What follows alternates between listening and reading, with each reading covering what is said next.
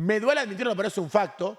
Es verdad que si te metes un poco más en el yogo bonito, Vini es mucho más de la escuela del yogo bonito que Rafinha. Quiero empezar a que ustedes sean objetivos a la hora de hablar de fútbol. Y me digan la verdad. Para ustedes, ¿quién es el candidato a la Copa del Mundo? Yo creo que Argentina es candidata, Francia es candidata, Inglaterra es candidata, Alemania se mete ahí también, ¿por qué no? Y veo que el chat nadie lo pone. Brasil. ¿Por qué una selección con 5 mundiales, 9 Copas América, todos se olvidaron? ¿Por qué nadie le teme a Brasil? Vamos a ver el negocio del fútbol. Brasil atraviesa la peor crisis futbolística de su historia, mientras que en sus últimas 4 clasificaciones al Mundial fue el mejor de Sudamérica. Sí. De cara a 2026 quedó quinto detrás de Argentina, Ecuador, Colombia y Uruguay. De no haber sido por la extensión de cupos, habría tenido que jugar la repesca, una instancia que jamás visitó. Si miramos la Copa América, la conclusión es similar. Mientras que entre 1997 y 2007 conquistaron 4 de las 5 ediciones disputadas, Sí. tan solo acumularon una de las siguientes 6. Lejos de ser algo exclusivo de la mayor, la situación en las divisiones inferiores es igual de alarmante. La selección sub-23, habituada a subirse al podio de los Juegos Olímpicos, ni siquiera logró clasificarse a París 2024. La sub-20 faltó a 3 de los últimos 6 mundiales y la sub-17 ya suma 2 ediciones sin llevarse al menos la medalla de bronce. ¿Qué le pasa a Brasil en todas las categorías, boludo? La verde-amarela no solo dejó de dar miedo, sino que tiene graves problemas de base que solucionar. Sin embargo, déjenos decirles que algo está cambiando. A un año de la gran cita mundialista 2026, fueron en búsqueda de su salvador. Lejos de tratarse de un habilidoso jugador, en una decisión increíblemente polémica, llegó Carlo Ancelotti para... Para ustedes realmente, Ancelotti, ¿le va a dar la sexta a Brasil, muchachos? Ya sea en 2026 o en 2030, ¿se la va a dar? convertirse en su nuevo entrenador. Aunque lo cierto es que las tareas del italiano van mucho más allá de ser un simple seleccionador de jugadores. Se ha involucrado en los planes de la Confederación y es en él donde se deposita gran parte de la confianza para revivir al deporte rey. Es el mejor equipo nacional del mundo, dijo a su llegada. Acepto plenamente el reto de traer la sexta Copa del Mundo a Brasil, pero para ello necesitamos que todo el país nos apoye. Brasil tiene que acompañar a la selección. Los jugadores deben sentirse apoyados, deben ser humildes y mantenerse unidos. Ok. Lo cierto es que el trabajo que hay que hacer es enorme, porque créannos que los resultados son solo la punta del iceberg y lo que está debajo de la superficie ¿Cómo me gusta la punta, amigo? es todavía más preocupante. Para entender este fenómeno y descubrir cuáles son los cambios que se plantean hacia el futuro, les proponemos mirarlo desde 4 ejes. A ver. Los jugadores, los fanáticos, la dirigencia y los entrenadores. Bien. Respecto a los deportistas, de más está decir que el territorio es una fuente inagotable de talento. Según datos de Football Observatory, hay 1.455 futbolistas jugando fuera de su país. Se trata desde hace tiempo del territorio que más exporta en el mundo, seguido por Francia con 1.275 y Argentina con 1.016. Che, bien Argentina, ¿eh? No tenía ese dato. Vamos nosotros, carajo. Dicho eso, obviamente no es solo la cantidad, sino también la calidad y, más importante aún, el estilo de juego. Lo que queremos saber es si existieron cambios en esas variables que pueden explicar, al menos en parte, la debacle que estamos viendo. Para eso, tomemos a la lista del Balón de Oro como referencia de jugadores en la élite. Está claro que esto se puede debatir, pero nos va a dar una idea general. En 2002, año en el cual la Canariña se coronó campeona del mundo por última. ¿Qué pensás de una persona que no es de Brasil ni de Argentina, pero que es hincha de ambos equipos y que quiere ver uno de los dos ganar? Que está perfecto, amigo. El fútbol hay que disfrutarlo. Si sos de una selección que nunca gana en el Mundial, por lo menos alegrate por otros, amigo. Si no, nunca se hace feliz. Debatir, pero nos va a dar una idea general. En 2002, año en el cual la Canariña se coronó campeona del mundo por última vez, fue Ronaldo Nazario quien se llevó el Correcto. galardón. Lo interesante es que no estuvo solo en la lista. A él se le sumaron Roberto Carlos y Rivaldo entre los 10 mejores. Este último ya había conformado el top 10 en los 2 años anteriores. El resto de la década también estaría cubierta del famoso fútbol arte o yogo bonito. En 2003 apareció Roberto Carlos, en 2004 fueron Ronaldinho y Adriano, al año siguiente Diño se quedaría con el premio acompañado por Adriano VII y Kaká noveno, en 2006 figuró otra vez Ronaldinho, en 2007 lo ganó Kaká junto a Robinho noveno y la figura del Milan volvió a aparecer tanto en 2008 como en 2009. Sin embargo, llegó 2010 y por primera vez en toda la década, Brasil no tenía un futbolista dentro del top 10. El Mirá vos, boludo, ni Robinho. primero en figurar era Maicon en el puesto 17. Esto al menos debió prender las alarmas dentro del país, como el mejor del mundo no iba a tener uno de los suyos allí adelante. Y lo cierto es que con el paso del tiempo la situación no se modificó demasiado. El único que estaría presente sería Neymar, aunque no siempre dentro del top 10. Su mejor ubicación fue el tercer puesto en 2015 y 2017. Aunque, también hay que decirlo, no fue su culpa haber compartido la era con Messi y Cristiano Ronaldo. Es verdad que Ney tendría mínimo 2 balones de oro, Ney. Ojito. campeonato. Ya a finales de la década del 2010 y principios de la del 2020 aparecieron Alisson Becker, Vinicius y Rafinha. El punto es que la selección pasó Ay, Rafa, siempre carreando a Brasil. de tener 3 futbolistas dentro de los 10 mejores, ganando varias veces el premio, a ubicar 2, 1 y quizás ningún representante en ciertos años. Habiendo dicho eso, tampoco es que se quedaron sin estrellas. Vinicius en el Real Madrid, Rafinha en el Barça, Marquinhos en el PSG, Casemiro en el United y así podríamos seguir un buen rato. Quizás una de las diferencias que se plantea internamente no es tanto la falta de nivel, sino esa separación con la identidad de fútbol-arte a la que tanto nos tiene acostumbrado la selección brasilera. Cuestión que está directamente relacionado con otro factor, lo temprano que se van los jugadores al exterior. A ver, hay que decir una realidad. Me duele admitirlo, pero es un facto. Es verdad que si te metes un poco más en el juego bonito, Vini es mucho más de la escuela del juego bonito que Rafinha. Rafinha es un jugador más directo, más del mano a mano, más definido fuera del área. Es más, no es tan gambeteador. De aquellas estrellas del equipo campeón 2002, Ronaldinho emigró a los 20 años, Kaká lo hizo a los 21, Roberto Carlos a los 22 y tanto Cafú como Rivaldo a los 24. Incluso Neymar tuvo hasta los 21 para desparramar gambetas por todo Sudamérica vistiendo la camiseta del Santos antes de viajar al Barcelona. Igual es verdad que a Neymar lo recontra presionaron para que no se vaya el Santos, lo renovaban todos los años. Vinicius, Estevao y Hendrik, por el contrario, no llegaron a disputar ni siquiera 50 partidos en sus equipos locales antes de tomar el avión y cruzar el Atlántico. Muchos de ellos tampoco arribaron al viejo continente siendo estrellas. No, y además hay que decir algo, Brasil tiene la regla de que no puedes migrar a Europa con menos de 18 años, si no se hubieran ido antes.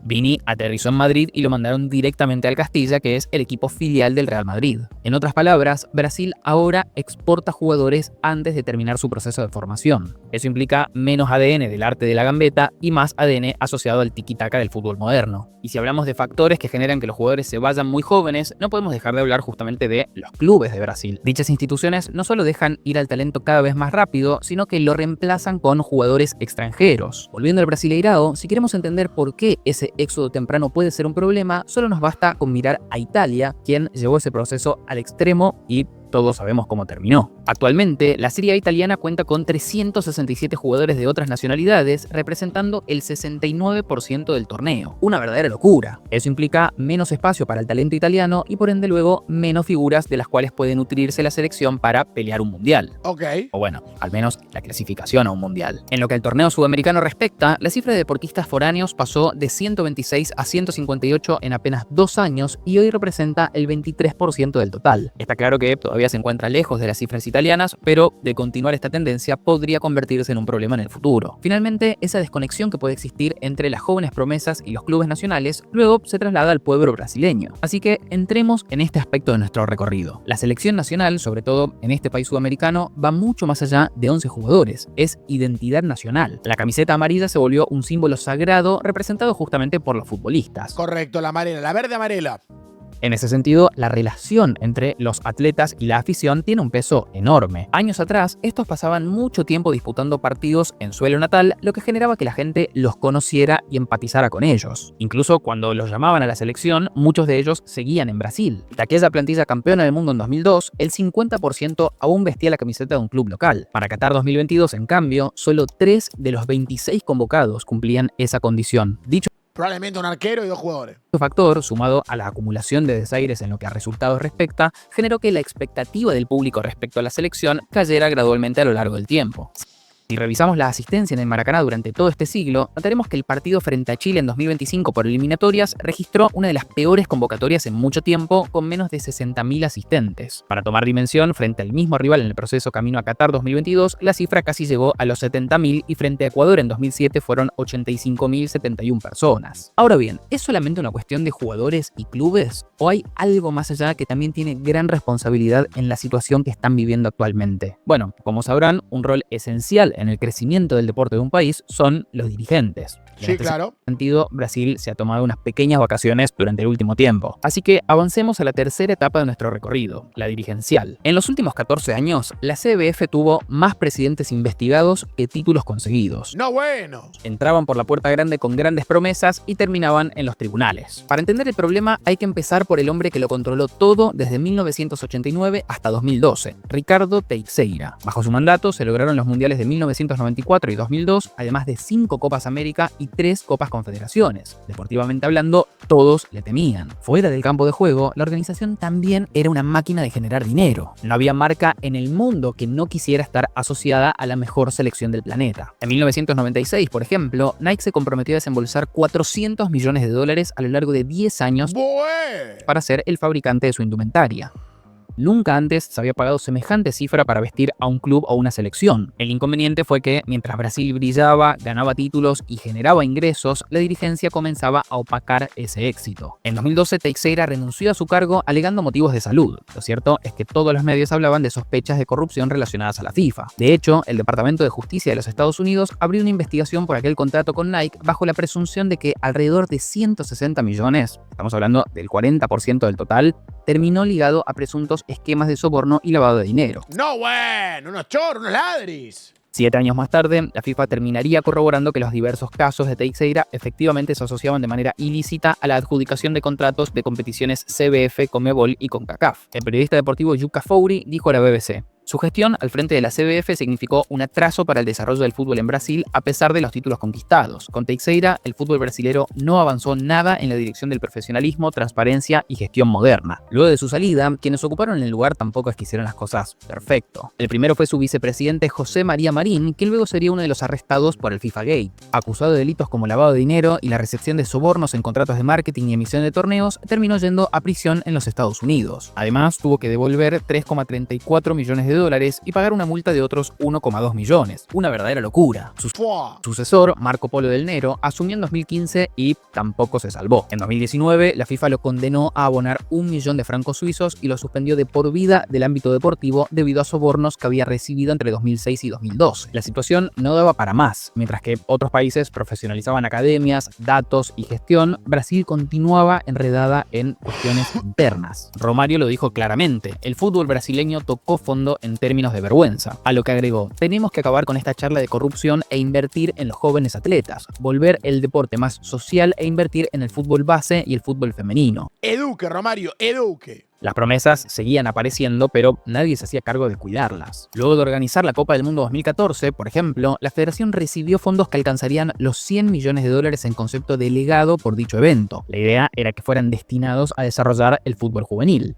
Lamentablemente, las obras nunca se llevaron a cabo. Los dirigentes de los últimos años también continuaron enfocados en otros temas. Rogelio Caboclo en 2021 y Ednaldo Rodríguez en 2025 también serían destituidos por diversos motivos. Y con tanta turbulencia en la parte dirigencial, es obvio que eso luego se trasladaría al puesto clave para el rendimiento del máximo equipo, el del entrenador. Pasemos entonces a ver nuestro cuarto aspecto del problema. Después de entrenadores. 2002, Brasil entró en una danza de reemplazos. Parreira, Dunga, Mano Menezes, el regreso de Scolari, Tite, Ramón Meneses, Diniz y Dorival Jr. Ninguno le encontró la vuelta. Si solo vemos Copas del Mundo, tanto Parreira como Dunga y Tite en 2 ocasiones quedaron en los cuartos de final. Scolari, por su parte, si bien tuvo las semifinales de 2014, sufrió la dura derrota contra Alemania por 7-1 en dicha instancia. Se cree que, a diferencia de otras selecciones sudamericanas, el aislamiento táctico respecto a las ideas europeas podrían haber afectado justamente el rendimiento. En última instancia, fueron los entrenadores quienes debían lidiar con esa falta de identidad que tenía el equipo. Sí. Lo que se intentó fue una suerte de híbrido entre la improvisación brasilera en el ataque y la estructura del viejo continente en lo que respecta a la defensa. De todos los que desfilaron por el banco, quien más se acercó a ese Tite. estilo de juego europeo fue Tite. Este pasó gran parte del tiempo en aquel territorio aprendiendo de los mejores entrenadores. Además, intentó gestionar la selección como si fuera un club, teniendo relación diaria con los jugadores. Todos, incluso los que disputaban la Liga China. ¡Bueh!